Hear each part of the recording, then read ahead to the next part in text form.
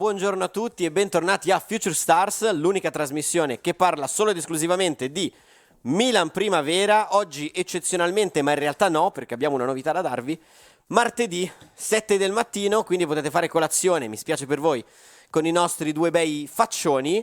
Comunicazione di servizio ufficiale: da oggi in avanti Future Stars andrà in onda sempre martedì alle 7 del mattino, salvo ovviamente vari impegni o calendari particolari del Milan futuro, ma in condizioni normali tenete conto che il martedì vi svegliate e ci siamo noi a darvi il buongiorno. Ci sono io, Giacomo Mirandola, un saluto, e c'è ovviamente William Cherry. Ciao Will. Ciao Giacomo, buongiorno a tutti. Buongiorno, effettivamente fa strano dire buongiorno, Fa strano dire buongiorno. sia per quando registriamo che quando andiamo in onda. È Perfetto. vero, è vero, è verissimo, anche perché loro non sanno, ma poi lo scopriranno nella grafica dei risultati, che noi ovviamente lo stiamo registrando, non dico 24 ore prima, ma comunque siamo alla vigilia, ecco, del giorno in cui lo vedrete. Infatti vi preannuncio che nei risultati di giornata non c'è il risultato dell'ultima gara, quella che si giocherà, che si è giocata per voi ieri sera, perché chiaramente noi non sappiamo ancora come è andata, ma entriamo subito nel merito del discorso. Il Milan Futuro ha giocato, finalmente è tornato a giocare nel weekend per davvero e non di lunedì, ha giocato sabato alle ore 15 al Chinetti di Solbiate Arno. È arrivata purtroppo una sconfitta con la Pianese per 1-0, partita molto particolare, condizionata da diversi episodi, ma adesso ne parliamo. Andiamo a vedere come al solito la formazione. La formazione, il Milan ha giocato con il suo consueto 4-2-3-1, da segnalare le assenze: non c'era Jimenez, non c'era Kevin Zeroli e non c'era Francesco Camarda, tutti e tre convocati da Fonseca per la partita del Franchi di Firenze, finita purtroppo male anche quella, per sostituire i vari infortunati, quindi Jimenez al posto di Calabria, visto che Bartesaghi comunque non avrebbe potuto giocare per via della squalifica dopo il rosso rimediato contro il Lecce. Zeroli per sostituire Ruben Loftus-Cheek, che per un piccolo infortunio non ha potuto andare a Firenze, e Francesco Camarda al posto di Luka Jovic. Nessuno dei tre però ha avuto la possibilità, per come si è messa la partita, di giocare. Quindi Bonera si è schierato 4-2-3-1 con Nava, che è rientrato in porta, e ne parleremo perché è stato il protagonista assoluto della gara. Difesa a 4 con D'Alessio, Minotti, Cubis e Bozzolan. Perché Minotti e Cubis in rosso ci potete arrivare, ma poi ne parleremo. Mediana 2, Ozic e Sandri. Cuenca largo a destra, Traoré largo a sinistra, Liberali davanti, perché Liberali in arancione ne parleremo, e Turco unico riferimento offensivo. Will, due parole su questa formazione? Quasi obbligata, direi. È quasi obbligata anche perché tu non ne hai fatte noi, ma mancavano anche Magni, che probabilmente ha avuto qualche problema fisico perché poi non era nemmeno in primavera, e Voss ovviamente, che lo sappiamo Sì. a questo punto qualche problema anche di ricaduta, immagino, dalla caviglia. E quindi insomma non avevamo molta scelta né dietro né a centrocampo, in realtà era abbastanza obbligato. Partita nata male, continuata, devo dire neanche malissimo per un periodo, e poi veramente finita in horror, con secondo tempo veramente abbastanza horror. Continuiamo, almeno io continuiamo, ma continuo a non capire del tutto le scelte di Bonera, magari ne parliamo andando avanti la trasmissione. Cosa dire? Il primo tempo in realtà in 10 uomini si è fatto abbastanza bene. Si è fatta abbastanza bene, considerato lo shock di perdere dopo 5 minuti un centrale difensivo, considerato che hai dovuto togliere quello che doveva essere più o meno il tuo faro nella giornata di campionato, che è Liberali appunto, considerato che ti mancavano degli uomini chiave come hai specificato. Non è stato un brutto primo tempo. Il secondo me lo voglio dimenticare quanto più possibile velocemente, perché sia a livello di squadra sia a livello di arbitraggio, e questo in realtà tutta la partita, è stato abbastanza scioccante. Non ho altri aggettivi, francamente. Sì, sicuramente è stata una partita particolare, condizionata come dicevamo dagli episodi. Facciamo un pochino di cronaca per chi non l'avesse vista. Cubis e Minotti in rosso, perché? Perché sono stati ambedue espulsi, e questo sarà un problema per il futuro del Milan futuro, visto che la prossima partita entrambi saranno fuori per squalifica. Bisogna anche vedere Minotti, perché Minotti è stato espulso per proteste. Kubis espulso dopo sostanzialmente 5 minuti per una trattenuta, un fallo tattico, che l'arbitro ha giudicato, non mi sbilancio oltre, ha giudicato come un fallo da ultimo uomo sappiamo che la regola non è più così, ma ha giudicato come un dogso, quindi una chiara occasione da rete fermata da questo fallo e l'ha espulso. Pochi minuti dopo Bonera è stato costretto a sostituire un giocatore per inserire Bartesaghi per riformare la difesa a 4 e ha scelto Liberali, motivo per cui nella grafica era in arancione, perché Liberali sostanzialmente non ha avuto la possibilità di dimostrare nulla, assolutamente nulla, perché dopo 10 minuti è stato sostituito. Minotti invece l'espulsione è arrivata nel secondo tempo in occasione di un calcio di rigore, anche qui diciamo dubbio, ecco, concesso alla Pianese e poi parato, e anche qui diciamo parato tra virgolette da Nava.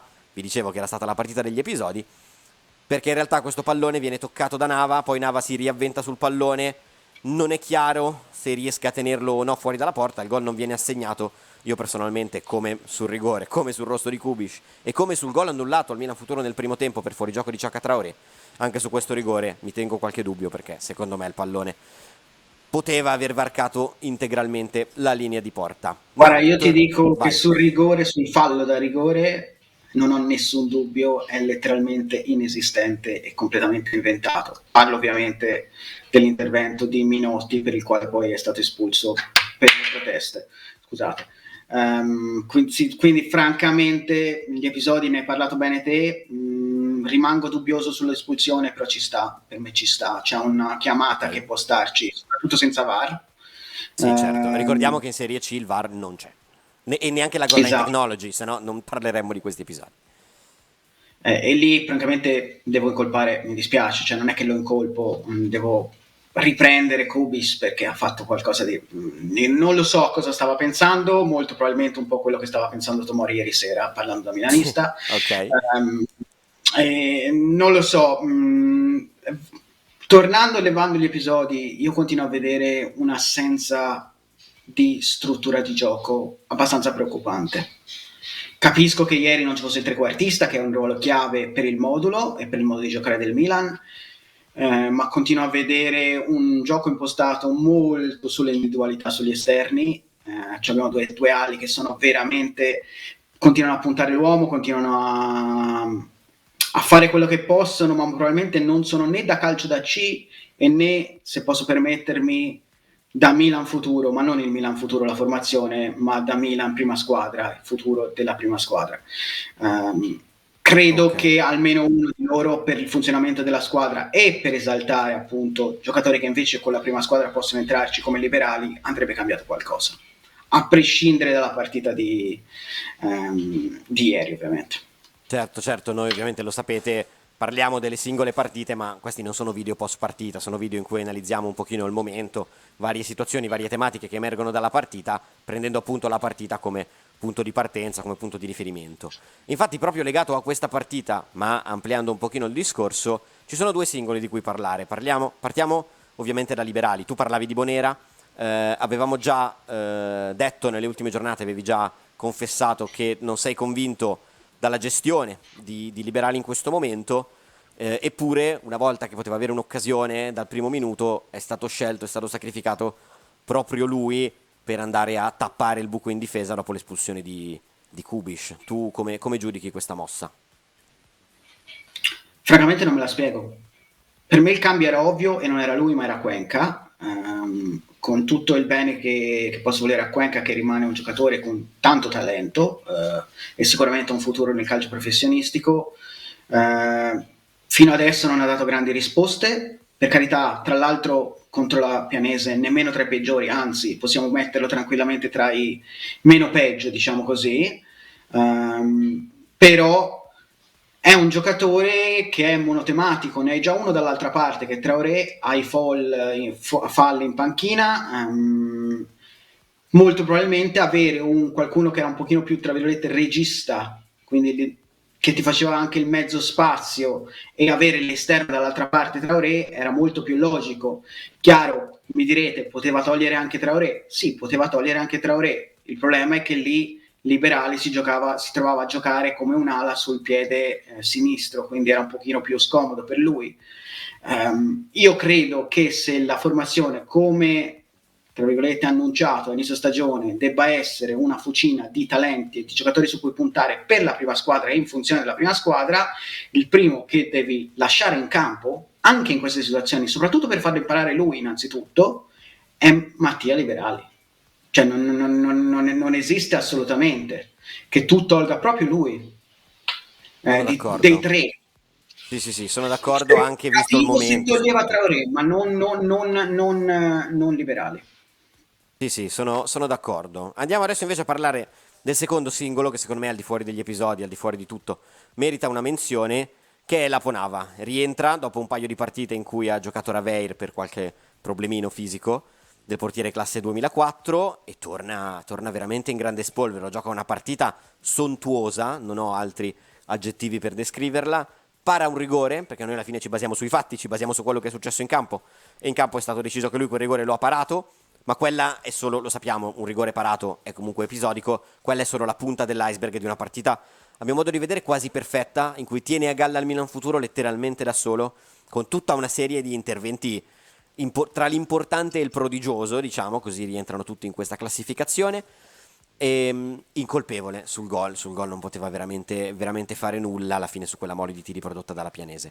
Eh, Ci sta, può capitare di subire il gol. Will, due parole, veramente due, sulla prestazione di Nava di ieri?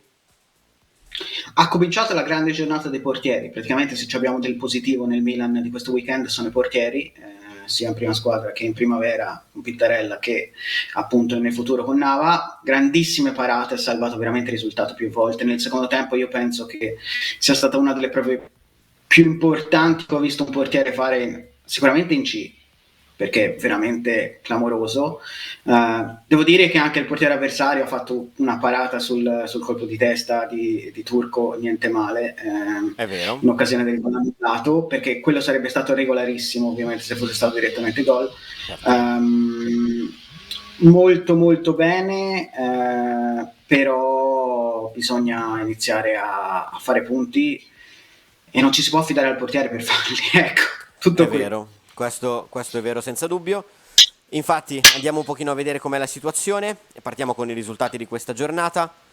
Rimini perde con la SPAL per 1-0, Carpi batte Pontedera 2-1, il Milan Futuro purtroppo come sappiamo perde 1-0 con la Pianese, 1-1 tra Sestri Levante e Vispesaro, 2-1 per il Gubbio contro il Pineto, 2-0 dell'Arezzo contro la Torres, questo è un risultato sicuramente inaspettato, 3-1 del Lentella contro il Legnago, sempre più ultimo in classifica e unica squadra alle spalle del Milan Futuro, 4-0 netto del Perugia solo Lucchese e 2-1 del Pescara sull'Ascoli. Ieri sera si è giocata Ternana Campobasso, ma noi oggi non sappiamo ancora come è andata.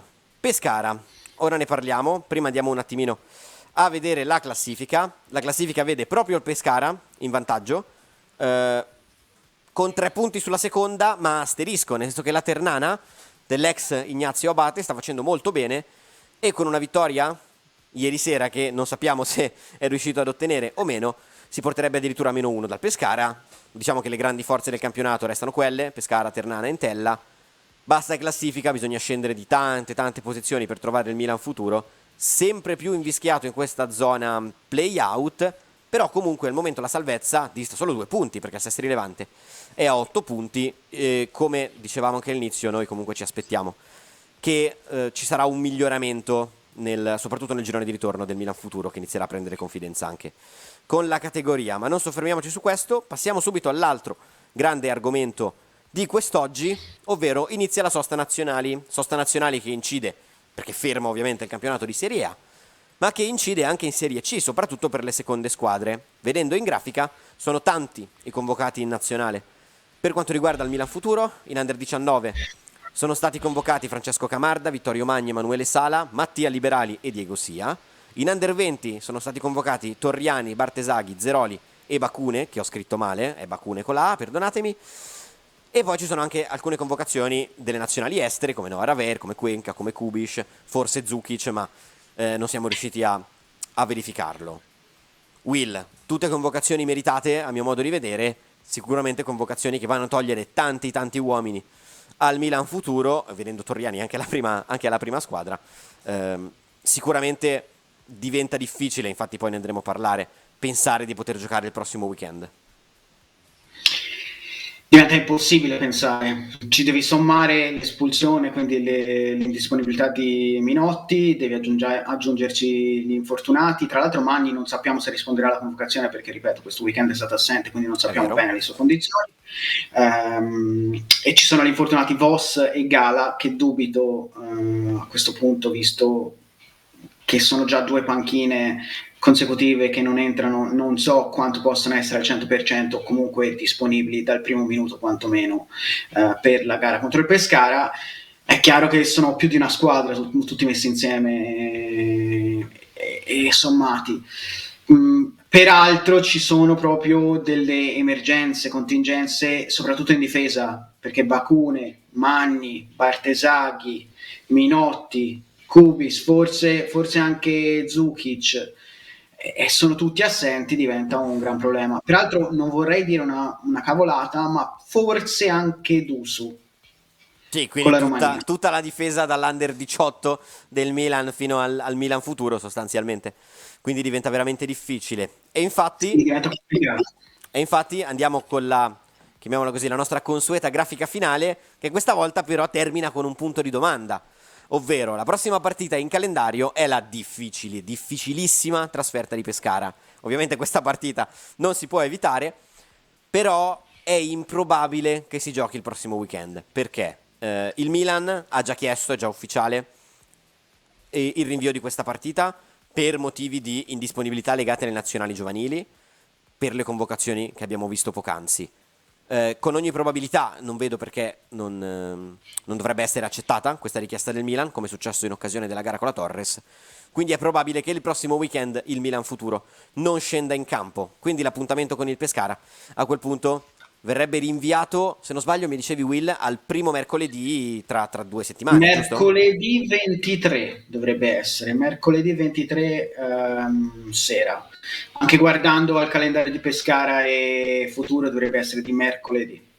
Quindi a questo punto la prossima partita dovrebbe essere la partita casalinga con il Legnago tra 2 domeniche, ore 17:30, sempre al Chinetti di Solviate Arno.